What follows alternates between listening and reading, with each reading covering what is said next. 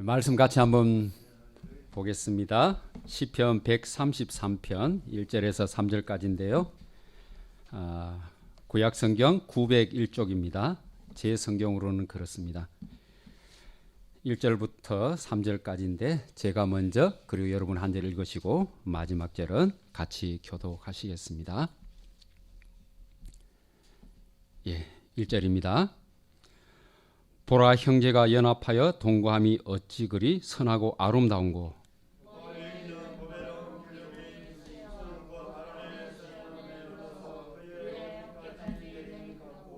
같이 읽겠습니다. 헬몬의 이슬이 시온의 산들에 내림 같도다. 거기서 여호와께서 봉을 명하셨나니 곧 영생이로다. 아멘. 한 주 동안 잘 지내셨죠? 얼굴을 보니까 주님께서 늘 동행하시며 인도하시는 것을 느낄 수 있는 것 같습니다. 부족한 제가 하나님 말씀에 대한 묵상의 주제로 말씀을 좀 나누고 있는데요. 이전까지 제가 나누었던 말씀들은 아마 강화체로 되어 있는 말씀과 또 이야기체로 되어 있는 말씀인데요. 오늘은 시어로 되어 있는 말씀을 같이 조금 살펴보려고 했습니다. 조금이라도 하나님 말씀을 묵상하는 데 도움이 되기를 바라는 마음이었습니다.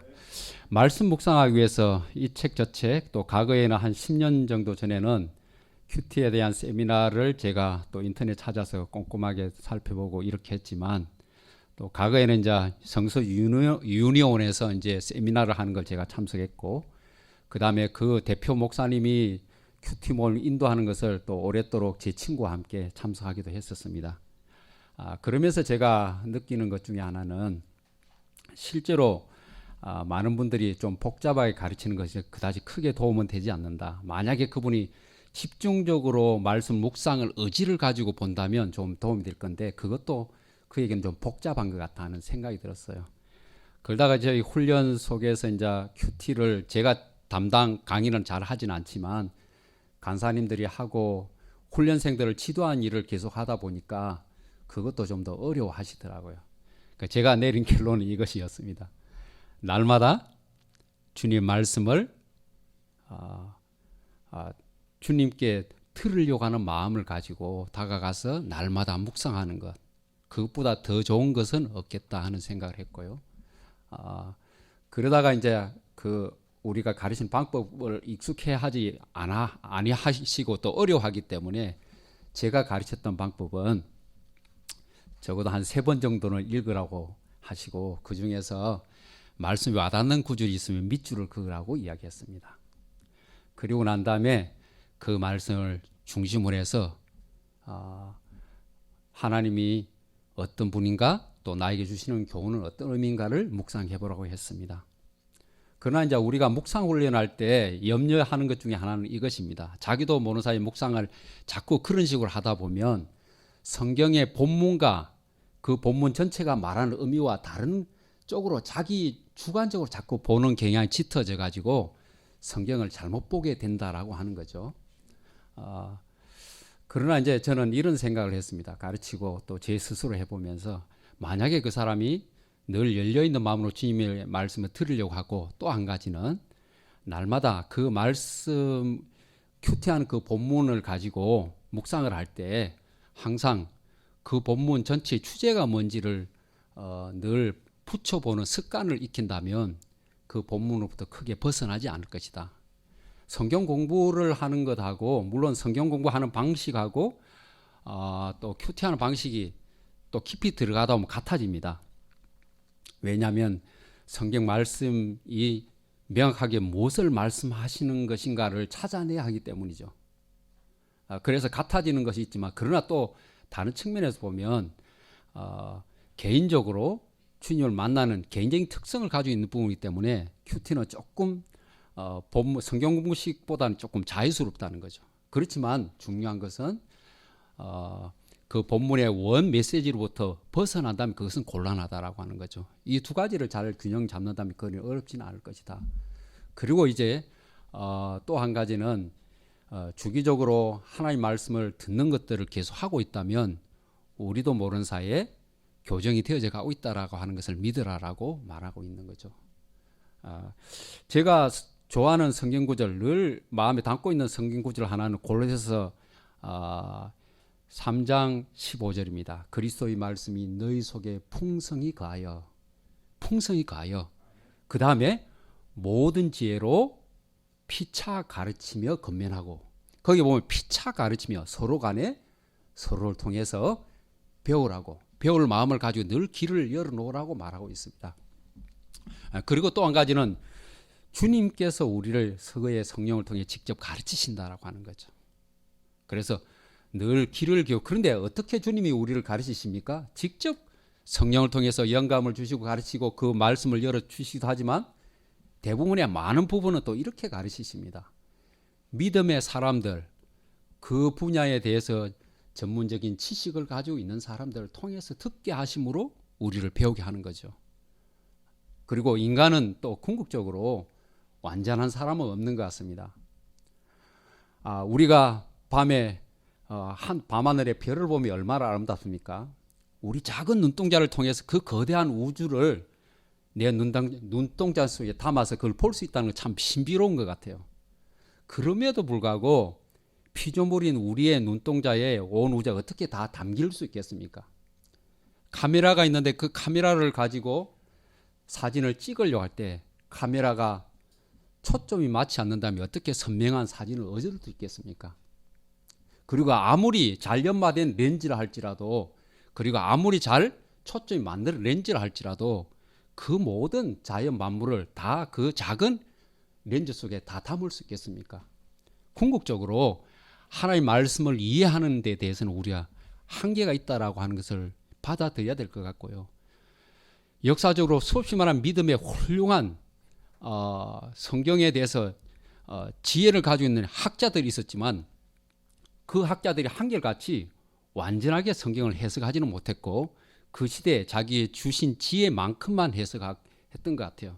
근데 왜 그런 방식으로 하나님께서 그들에게 깨닫게 하시고 알게 하셨을까를 제 나름대로 생각해 봤을 때 결국 우리는 그 시대의 한 문화와 지역적인 공간 속에 살고 있고 나에게 주어져 있는 그 주님의 소명을 따라가는 사람이기에 그 사람이 자기 소명을 따라가기에 적합하고 또 그만큼 충분한 말씀을 이해했다면 하나님 보실 때 그것으로 족하다고 생각하는 것이 아닌가.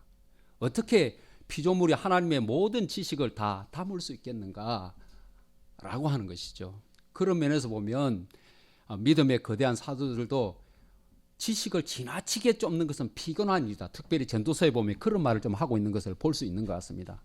솔로몬은 지식을 더하게 하는 것은 근심을 더하게 하는 것이다 라고 말하고 있어요. 그렇지만 우리가 하나님의 말씀을 따라 살려고 하는 의지를 가지고 있다면 주님은 그에게 맞는 적합한 말씀을 그분의 성령의 눈을 열어서 그로 하여금 깨달아 알게 하시고 적합하게 그 시대에 반응을 보이며 살아가게 하시더라라고 하는 것이죠. 그래서 어떤 면에서 보면 시편 119편 105절에서 주의 말씀은 내 발의 등이요 내 길의 빛이라고 말하지 않았던가라고 합니다. 그 말씀은 다른 곳을 비추는 것이 아니라 내가 가야 될 그 앞길을 비춰주는 것이라고 하는 것이죠. 오늘 말씀은 시편입니다. 시편은 시어로 구성되어 있는데 주로 이스라엘 특별히 성경의 언어를 이해할 때, 시를 이해할 때 기억해야 될 것 중에 하나는 평행법이라고 하는 것이죠. 우리로 말하면 대꾸법과 반법법이라고 표현할 수 있을 것 같아요. 그런데 우리가 가지고 있는 그 문학 특징하고 조금 차이가 있다고 이야기한다면 그것은 뭐냐면 단순한 반복이 아니고 확장, 심화시키는 방식으로 반복한다라고 하는 것이 시의 언어, 즉 평행법이 가지고 있는 특징 중에 하나입니다.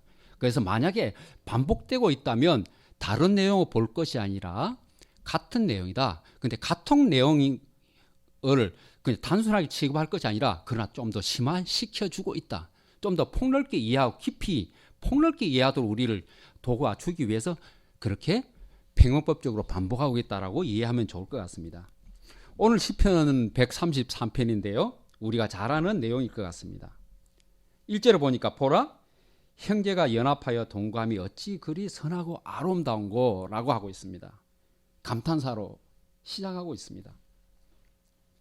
그리고 2절에는 머리에 있는 보배로운 기름이 수염 곧 아론의 수염에 흘러서 그 옷깃까지 내림 같고, 3절에는 헬몬의 이슬이 시온의 산들에 내림 같도다 라고 말하고 있습니다. 그리고 그걸로 끝나지 않고 3절 마지막 거기서 여호와께서 복을 명하셨나니 곧 영생이로다. 갑자기 복을 말하시면서 그 다음에 영생이라는 표현을 쓰고 있습니다. 오늘 이 말씀 속에서 우리에게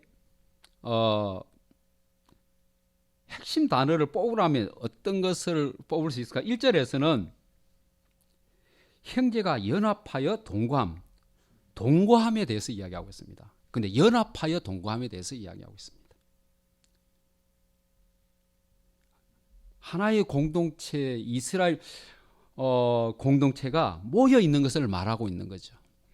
근데 오늘 시편 표제에 보면 누구의 시라고 되어 있느냐? 다윗의 시라고 되어 있습니다. 그리고 또 언제 사용하는 시라고 말하고 있느냐면 성전에 올라가는 노래라고 이야기하고 있습니다.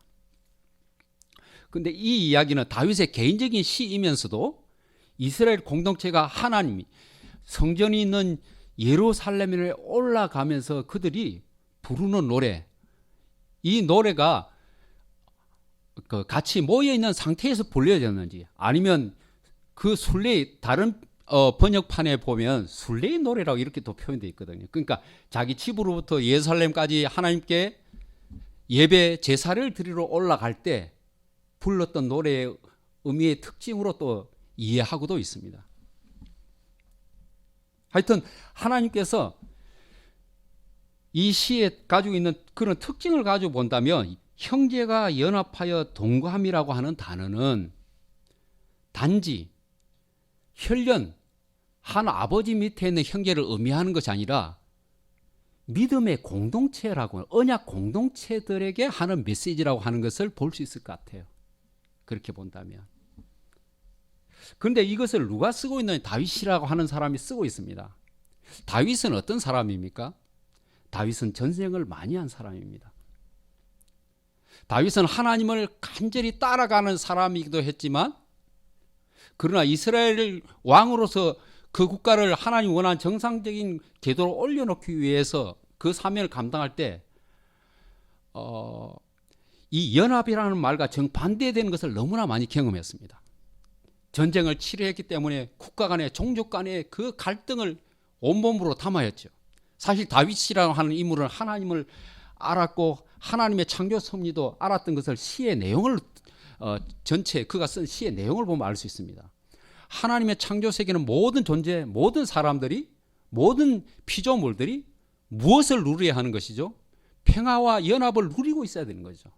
가장 아름다운 상태를 누리도록, 가장 풍족한 상태를 누리도록, 가장 평안한 안식의 상태를 누리도록 창조됐는데 사실 그렇지 못한 것을 다윗은 너무나 많이 봤습니다.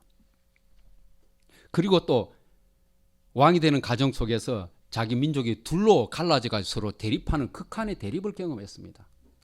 그뿐만이 아닙니다.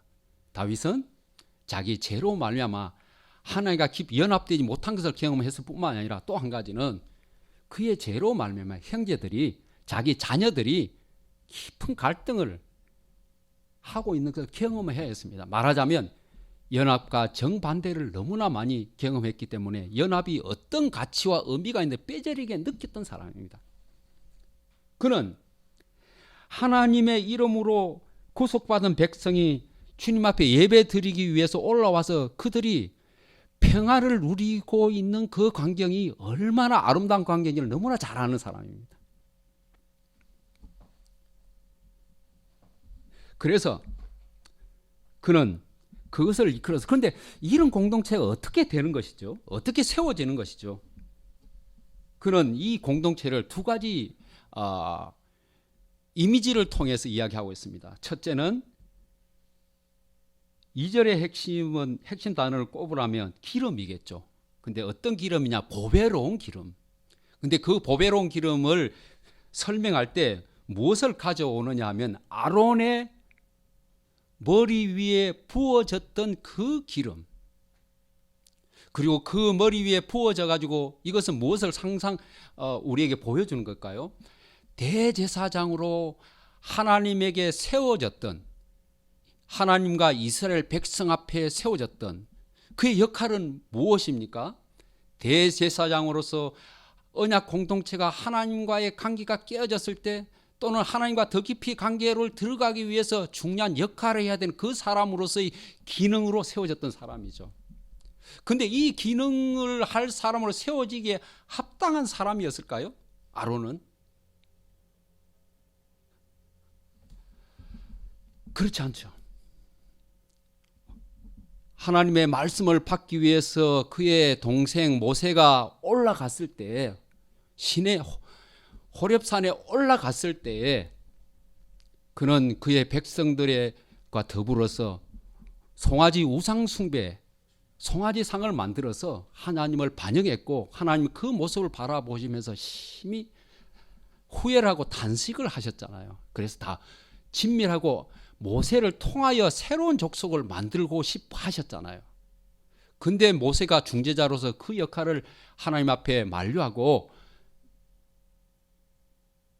그리고 이스라엘 백성이 언약의 공동체로 하나님 앞에 받아들여졌고, 그 중심에 첫 번째 하나님과 그 백성 사이에 중요한 역할을 해야 될 사람으로 세워진 사람이 아론이었죠. 그리고 그 위에 최고의 향기로운 기름이 부어져서 대제사장의 역할을 했습니다. 하나님 앞에서와 이스라엘 백성 앞에서 그 주님 앞에 들어가고 나오는 역할을 했던 아론이 지나갈 때마다 하나님은 무엇을 기억했을까요? 그리고 이스라엘 백성들은, 언약 백성들은 무엇을 기억했을까요? 그것은 다른 것이 아니라고 생각합니다. 만약에 아론이 하나님의 은총을 입을 수 있다면, 그리고 그 귀한 직책까지도 주님께서 주셔서 그 일을 하게 하셨다면, 이스라엘 땅에 하나님의 그 은혜에 받아들여지지 못할 어떤 죄인이 있을까? 라고 하는 것이죠. 그래서 하나님은 어떤 죄인이라도 받아들이는 분이고, 그분은 그런 사랑을 부어주셔서 우리의 모든 죄인을 향기롭게 하시는 분이다 라고 하는 의미가 여기에 담겨 있는 것이 아닌가 하는 생각을 합니다. 이 보배로운 기름을 이야기하고 있습니다. 언약 공동체가 다윗 예루살렘에 올라와서 이렇게 평화로운 관계를 유지하고 있는, 그 이전에는 서로 싸웠던, 적대적으로 싸웠던, 목숨을 걸고 싸웠던 사람들이 이 평화로운 관계를 유지하고 앉아있는 이 모습, 다윗에게는 얼마나 강력스러울까요? 다윗보다 자기 삶을 후회했던 사람이 있을까요? 다윗은 보면 이스라엘 족속들에게, 이스라엘에게 정말 빼놓을 수 없는 정말 대단한 인물로 여겨지는, 어떤 면에서 보면 참 아이러니하기도 합니다. 왜냐하면 성경에는 많은 내용들이 다윗의 죄로 인한 갈등 관계, 자녀들의 그 비참한 관계를 기록해 놓고 있기 때문이죠. 제가 이스라엘, 아마 인간으로서 성경의 어떤 경계를 만들어 하면, 나의 종교의 치부가 그려져 있는 이 내용을 내가 그대로 둘까요? 인간적인 관점으로 생각하면 다 빼버리고 말 것 같아요. 그리고 좀 더 거룩하게, 좀 더 긍정적이고 좋은 내용만 수록해 놓았을 것입니다. 그러나 성경은 그렇지 않습니다. 성경은 하나님 말씀이고 정직한 책이고, 그리고 진리 그 자체이고, 그리고 우리의 모습을 그대로 보여주기 위해서, 그리고 그와 대비해서 하나님 은혜가 얼마나 놀라운가를 말하기 위해서 쓰여진 책이므로 성경은 그렇게 하지 않고 있는 것 같아요. 그러니까 인간의 관점에서 보면 이해할 수 없는 책입니다. 그것이 성경의 독특성이고, 그렇기 때문에 누구도 성경을 의심하지 않고 믿을 수 있고, 진실하게 그 자체로 기록되어져서 가감없이 내려져 온 말씀이라고 받아들일 수 있을 것 같습니다. 저는 성경에 대해서 깊은 회의를 가진 것도 있습니다. 왜냐하면 믿지 않는 사람이 어떻게 이해할 수 없는 자기 종교를 미화시킨 듯한 그런 내용으로 가득 차 있는 이 내용을 초자연적인 능력을 받아들이지 않는 사람이 이걸 그대로 받아들일 게 있습니까? 그러나 성경을 묵상하고 가까이 갈수록 정말 성경은 사실 그대로 진실을 말하는구나. 자기 자신을 위해서라도 미화시키지 않는구나. 그리고 주님 앞에 정직하게 서게 하는구나 라고 하는 것을 느낄 수 있었습니다. 오늘 시편에도 그런 속성들로 가득 차 있습니다. 결국 다윗이 쓴 게 아니라 하나님께서 다윗을 통해서 그의 말씀을 우리에게 기록하고 있는 것이죠. 2절에는 보배로운 기름에 대한 이야기를 하고 있습니다. 그것은 하나님 놀라운 사랑이었습니다. 세 번째는 이슬에 대한 이야기입니다. 헐몬의 이슬, 헐몬산의 이슬을 말하고 있는데요. 이스라엘에게 큰 영향을 끼쳤던 곡식을 농사를 짓고 목축업을 하는데 가장 중요한 역할을 했던 것은 때를 따라서 이른 비와 늦은 비가 내려주는 것이었어요. 그 땅은 우리와 지형이 다르죠. 이스라엘 땅의 크기는 강원도보다 조금 큽니다. 이스라엘의 면적은 강원도 땅은 한 15,000 킬로미터 제곱 정도가 되는데 이스라엘 땅은 2만 킬로미터 정도가 됩니다. 우리 남한의 한 5분의 1 정도의 크기죠. 이 홀몬산의 이슬을 이해한다면 아마 강원도에서 기후의 속성을 이해해보면 조금 더 이해가 되지 않겠나 생각합니다. 거기는 동해와 내륙의 기류와 동해 해안의 기류가 서로 충돌하면서 끊임없이 구름과 비와 변화가 일어나는 땅이죠. 이스라엘 땅은 지중해의 그 뜨거운 바람이 헬몬산이라고 하는 이 산을 넘어서는 순간 차가운 그 헬몬산은 지금은 다르겠지만 과거 그때 그 시대에는 거의 1년 내내 만년설로 덮여 있었던 산으로 학자들이 말하기도 합니다. 그러니까 뜨거운 지중해 공기가 그 산을 넘어설 때 차가운 공기를 만나서 급냉강이 되는데 그렇게 되면 거기서 새벽이 되면 이슬이 내리는 거죠. 그 이슬을 통해서 이스라엘 땅의 농사, 목축업 이런 것들이 진행됐다고 볼 수 있습니다.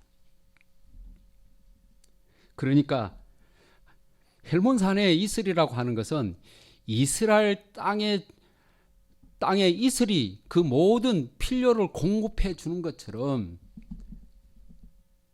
이 이슬의 이미지는 이스라엘의 모든 필요를 하나님이 채워주신다라고 하는 상징적 의미로 사용된 듯합니다.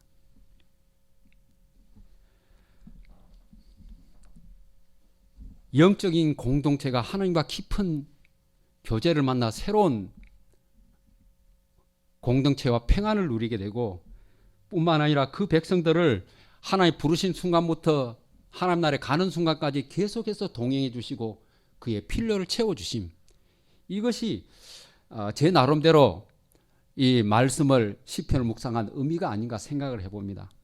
근데 거기서 마지막으로 이렇게 말합니다. 거기서 여호와께서 복을 명하셨나니 이스라엘의 참 행복은 그것이 아니겠습니까? 그런데 여기에 독특한 용어를 덧붙이는데 영생이로다라고 말을 하고 있습니다.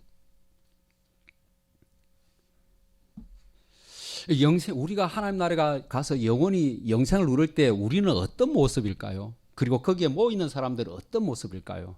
첫째, 여기 나와 있는 것처럼 우리는 진정한 연합을 누리며 하나님 백성으로 살아가겠죠. 또 한 가지는 우리의 모든 필요가 헬몬의 이슬이 채워주었던 것처럼 하나님의 것을 공급받고 살게 될 것입니다. 그런데 이 내용을 이해하기 위해서 이스라엘 백성들, 특별히 하나님과 교제했던 이스라엘의 히브리 선지자들이 가지고 있는 개념에 대한 이해가 좀 도움이 되리라고 생각합니다. 그들은 샬롬이라 하는 말을 이렇게 정리를 했습니다. 샬롬이라고 하는 것은 하나님 그리고 인간과 모든 피조물이 정의와 그리고 충만과 기쁨으로 한데 어우러져 있는 것을 말한다라고 이렇게 이야기했습니다. 정의라고 하는 것은 바른 의라고 다른 말로 표현해 볼 수 있겠죠.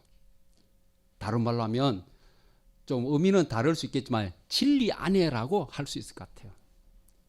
모든 존재가 하나님의 창조한 그 참된 진리 가운데 있는 모습, 그것으로 끝나는 것이 아니라 거기에 하나님께서 그들을 채워주시는 모든 필요가 채워지는 모습, 이걸 이끌어서 보편적 필요의 충족이라는 말로 재부연해서 히브리 선지자들은 설명을 했습니다. 모든 그들에게 있어야 될 모든 필요가 충족하게 채워진 상태죠. 그리고 그로 끝나는 것이 아니라 그러한 사람들이 하나님 앞에서 즐거워하는 모습, 기쁨으로 가득 차 있는 모습, 그 충족이란 말 속에 더 보태어 설명한다면 그들은 이렇게 설명을 했습니다. 그들에게 주어지는 모든 은사가 완전히 사용되는 상태, 충분히 충족하게 사용되는 상태. 한 인간이 자기 존재의 가치를 느끼는 것은 그런 것 같아요. 나라고 하는 존재를 꽃피울 수 있는 어떤 행위를 하면서 기쁨을 느끼는 것 같습니다. 이번에 우리가 축구 대표 선수들이 16강전에서 포르투갈 마지막 역전골을 넣을 때 얼마나 우리 나라 사람들이 기뻐했습니까? 아마 그 축구 선수들도 기뻐했을 것 같고 우리도 기뻤죠. 근데 그것이 비교가 안 되는 그런 기쁨으로 우리가 자기 자신의 존재 가치를 확인하고 기뻐하는 모습, 그것이 히브리 선지자들이 가지고 있는 샬롬의 개념이었고, 오늘 그 내용은 따지고 보면 창세기 1장 26절에서 28절까지의 내용을 말하는 것이라고 저는 이해가 되는 것 같습니다. 거기 하나님께서 사람을 창조하시고 그 사람들로 하여금 하나님 주신 모든 것을 다스리라고 하셨어요. 정복하라는 말도 나타나기도 합니다. 그러나 하나님께서 말씀하신 다스림과 정복의 의미는 우리가 지금 사용하고 있는 그런 의미는 아닐 거라고 생각합니다. 오히려 신학자들은 그 의미는 차라리 신약 성경에 나오는 예수님의 말씀에서 그 참된 의미를 찾는다, 이렇게 말했습니다. 인자의 온 것은 섬김을 받으려 함이 아니라 도리어 섬기려 하고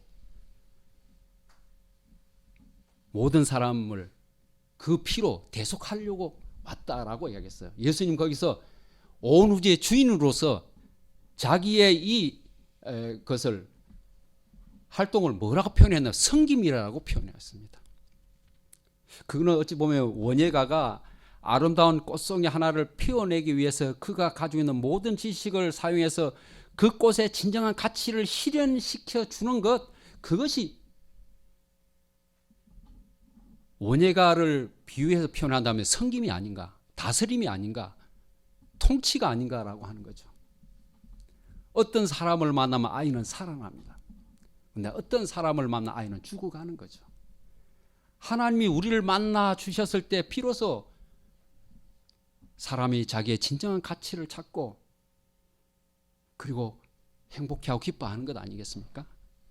하나님이 모든 만물을 만들고 난 다음에 그의 형상대로 사람을 지으시고 난 다음에 그에게 그것을 맡겼던 것은 그의 형상과 모양대로 지어졌기 때문에 하나님의 의도를, 그것을 만든 의도를 파악할 수 있었고, 그 의도를 파악할 수 있었기 때문에 주님의 뜻 안에서 그를 어떻게 꽃피워야 되는지 알기 때문에 하나님께서 하나님 대신해서 그것을 다스리도록 하지 않았습니까? 히브리인들은 바로, 선지자들은 바로 이것이 샬롬이라고, 그렇게 되었을 때 진정한 샬롬이 실현되는 거라고, 그 샬롬은 결국 하나님 나라에서 밖에 이루어지지 않을 거라고 생각합니다. 그러나 우리가 그리스도 안에서 성령으로 교통하고 교제하면서 그것을 우리가 당겨서 맛보는 것이라고 생각합니다.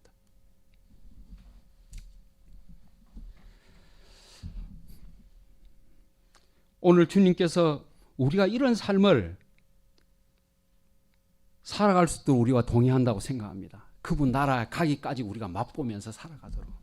첫째는 그분의 은혜 속에 우리가 2절에 있는 것처럼 보배로운 기름을 누리며 살아가는 것이죠. 하나님이 아론을 사랑하셨듯이 우리를 어떻게 사랑하시는 어떤 모습이 어떤 면에서 보면 저는 이런 생각을 한번 해봅니다. 왜 죄인이 자기 자신을 어떤 사람은 사랑할 수 없다고 저항하고 몸부림을 칠까? 아마 누구보다도 그는 자기 자신의 그 어둠을 너무나 잘 알기 때문이 아닐까. 다른 사람이 다 나를 용서한다 할지라도 나는 나를 용서할 수 없다. 왜냐하면 나는 나의 어둠을 너무 깊이 알고 있기 때문에. 그런 사람은 하나님 앞에 가기가 쉽지 않을 것 같습니다. 그런데 하나님은 아론을 그 앞에 세우셔서 그런 사람들이 자기에게 돌아오게 하시죠. 어떤 면에서 보면 이 내용에는 탕자의 의미도 있다고 생각을 해봅니다. 신약적으로 이야기한다면 아버지는 그가 용서해 줄 정도가 아니라 얼마나 환대를 하고 그에게 최고의 환대를 해 주셨는지요. 그것이 우리가 섬기고 있는 하나님, 내가 만난 하나님, 나를 사랑하시는 하나님이죠. 또 한 가지는 헬몬의 이슬처럼 우리의 모든 필요를 공급해 주신다라고 하는 거죠. 그리고 우리 속에 진정한 샬롬이 실현돼 가도록 성령을 통해서 우리를 인도해 가시는 분이 하나님이시라고 하는 거죠.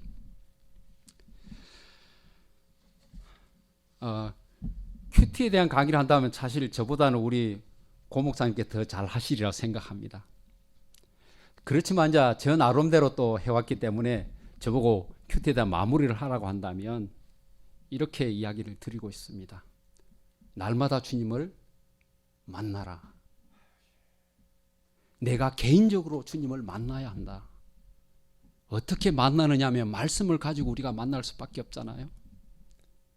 근데 그렇게 살아가는 것은 시편에 나와 있는 것처럼 얼마나 꿀송이처럼 단가에 대해서 시인들은 그렇게 간증을 하고 고백을 하고 있습니다. 우리가 그것을 누리게 될 것이다. 날마다 만나라고 하는 거죠. 내가 어느 정도 그것을 이해하는가는 중요하지 않다. 날마다 만나보면 제가 큐티를 말씀을 깊이 묵상하고 살아가는 사람은 다른 사람이야. 날마다 하는 사람이었고 그 날마다가 쌓여서 깊어져 가고 넓어져 가더라는 거죠. 아무리 설명을 해줘도 자기가 스스로 말씀을 먹는 것보다 더 탁월한 강의는 있을 수 없다라고 하는 생각을 하게 됐습니다. 근데 주님께서 우리가 나아갈 때 우리가 그분의 말씀을 들을 마음의 준비를 해야 되는 거잖아요. 그래서 찬양을 하고 기도하고 나갑니다. 그리고 나아간다 하면서 형식적으로 나가서는 안 되잖아요. 하나님께 말씀하실 때 내가 그 말씀을 듣고 따를 마음의 준비가 돼야 되겠죠. 내 마음의 왕자를 만약에 그렇다면 내가 주님 앞에 나와 주님 사이에 막힌 담이 있다면 우리는 주님을 형식적으로 밖에 만날 수 없어요. 실질적으로 만나지 못하는 거죠. 두 친구가 서로 마주 앉아서 자기 속마음은 이야기 아니고 변두리 이야기만 하고 헤어진다면 그걸 이끌어서 어떻게 만남이라고 할 수 있겠습니까? 그래서 그리스도인은 주님과 참 만날 때 하나님이 싫어하는 어떤 나와 하나님 사이에 벽이 있다면 그것을 고백해야 되는 거죠. 그래서 우리는 예배 시간에도 회개 시간을 갖지 않습니까? 회개 시간은 내가 저질렀던 어떤 그런 행위에 대한 고백이 아니라 주님과 나 사이에 초점을 맞추는 것입니다. 그것이 흐트러졌을 때 생겼던 행위들이 일컬어서 죄라고 하는 것이잖아요. 그걸 맞춰야 된다는 거죠. 그래서 찬양을 하고 찬양을 하다 보면 우리의 마음이 주님을 향하여 열리고 그러고 난 다음에 주님 앞에 진실한 기도를 드리고 그리고 그분의 말씀을 귀 기울여 들을 준비를 하고 또 한 가지는 그분이 분명히 오늘 이 말씀을 통해서 나에게 말씀하실 것이다 라고 하는 믿음으로 나아가라라고 하는 거죠. 반드시 주님은 말씀하십니다. 그리고 주님의 음성은 주님과 만나는 이 만남이 쌓여서 더 선명해지고 더 뚜렷해져 가는 것이죠. 단지 그 한순간을 통해서 되어지는 것은 아니라고 하는 것이죠. 모든 믿음의 사람들의 큐티의 깊이를 들여다보니까 그분의 큐티의 깊이의 여정에는 바로 이런 것들이 쌓여 있었습니다. 저도 마찬가지고요. 그리고 말씀을 묵상하는 거죠. 적어도 3번 이상 읽으시고, 그리고 가능하면 대지를 나눠보는 것이 좋다고 생각합니다. 그리고 대지에 이름을 붙여보고 1대지, 2대지, 3대지, 4대지 문단을 나누어서, 그리고 그것을 하나로 연결시켜보면 본문 전체가 무엇을 말하는지 말할 수 있고요. 이야기체인 경우에는 육하 원칙에 의해서 정리하면 더 좋을 수 있고요. 그 다음에 광화체, 설교처나 이런 우리 편지의 글들, 서신서, 사도 바울을 중심에 쓰여진 글들은 주로 강화체라고 말을 하는데요. 그것들은 무엇을 강조하고 있는가? 핵심 내용이 뭔가? 근데 그 핵심 내용을 갖다 전개하기 위해서 쓰는 방법이 뭐냐면 비교냐 대조냐 하는 방법을 반복과 비교와 대조를 하는 방법을 주로 사용합니다. 그런 걸 통해서 좀 살펴보면 좋을 것 같습니다. 그리고 시라고 하는 것은 오늘 평행법이라는 방법을 통해서 전개해 나가고 있다는 것을 기억하면 대략적으로 도움이 될 것 같고요. 그러면서 크게 따지면 관찰과 그 다음에 이해하기 위한 해석, 그리고 3번째는 내가 어떻게 그 말씀에 순종하고 할 것인가, 적용에 대한 이야기를 하게 됩니다. 그리고 마지막으로 기도를 하게 되는데, 그 기도는 내가 어떻게 적용하는데 이 적용을 주님이 도와주셔야 되잖아요. 내 힘으로 하는 것이 아니라, 어떤 건 내 힘으로 할 수 있겠죠. 그러나 궁극적으로는 그리스도는 주님의 도움을 받아서 그 일을 그렇게 말씀대로 살아가는 거니까, 주님, 내가 이 말씀을 순종하기 위해서 나에게는 이러이러한 도움들이 필요합니다. 내가 각오해야 할 것은 각오해야겠지만 주님 도와주셔서 이 말씀을 온전히 순종할 수 있도록 도와주십시오. 나가면 될 것입니다. 그 이후에 그렇게 해서 기도 제목까지 여러분 적어본다면, 그냥 기도하지 않고 기도 제목을 적어놓고 기도의 한 날짜와 적어놓고 본다면, 분기별로 한 달에 한 번씩이나 그 기도를 체킹할 때 기도 응답을 받은 것들을 확인할 수 있을 것입니다. 그리고 확인받은 날짜를 대충 정리하고 1년 후에 보면 내 삶이 얼마나 주님의 은혜로 가득 차 있었는가 하는 것들을 우리가 확인하게 될 거라고 생각합니다. 제가 주님 앞에 기도했던 마지막 기도, 88년도에 금식하며 기도했던 기도 제목 하나는 이것이었습니다. 제 어머님이 올해 한 번 교회에 나오는 것. 왜냐하면 믿지 않는 사람에게 한 번 교회에 나오는, 그리고 미신을 가득 차 있는 사람이 나오는 굉장히 큰 문제였더라고요. 그래서 그의 금식을 하며 연초에 기도를 했는데 주님께서 응답을 해주셔서 그의 마지막 주일날이며 크리스마스 날이었던 그날 우리 어머님이 처음으로 교회에 나오셨습니다. 그리고 그렇게 응답되었죠. 그리고 이제 제가 어머니가 아프실 때 병실에 같이 누워서 학교에 이제 하교를 해가지고 병원으로 가서 돌보면서 이제 시간을 보냈는데, 그때 어머니 곁에서 사인을 가지고 복음을 제시했고, 어머님은 너무나 쉬운데 이 방법으로 구원이 되는 거냐 의아해하셨죠. 그런데 구원은 하나님의 선물이니까 받아들이면 된다고 해서 받아들이고 믿음을 그 이후에 가지게 되셨습니다. 간증에 대해서 이야기를 하면 여러 가지 할 이야기는 많습니다만 여러분에게도 동일하게 있는 줄 압니다.